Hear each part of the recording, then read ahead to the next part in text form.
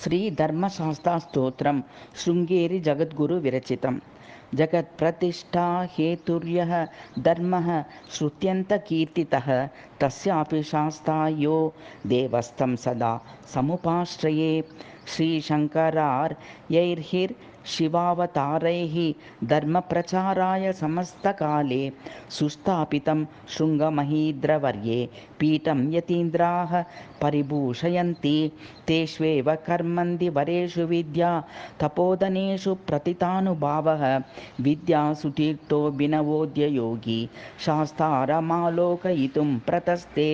ధర్మస్య గోప్తా యతి పుంగవోయం ధర్మస్య శాస్త్రారమ వైక్షతేతి. యుక్తం తదేతద్యుభయోస్తయోర్హిర్ సమ్మేళనం లోకహితాయ నూనం. కాలేస్మిన్ కలిమల దూషితేపి ధర్మః శ్రౌతోయం న ఖలు విలోపమాప తత్ర. హేతుః కల్వయమిహ నూనమేవ నాన్యః శాస్త్రాస్తే సకల జనైక వందపాదః.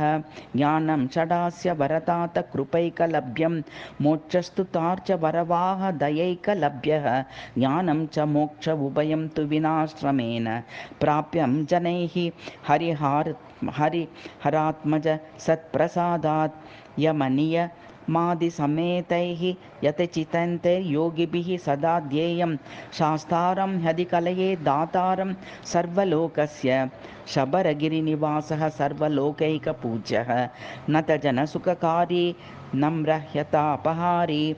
త్రిదశదితిజ సేవ్యः స్వర్గమోక్షప్రదాతా. హరిహరసుతదేవः సంతతం శం తనోతు. ఇది శృంగేరి జగద్గురు శ్రీ భారతీ తీర్థ మహాస్వామి విరచితం ధర్మశాస్త్రస్తోత్రం.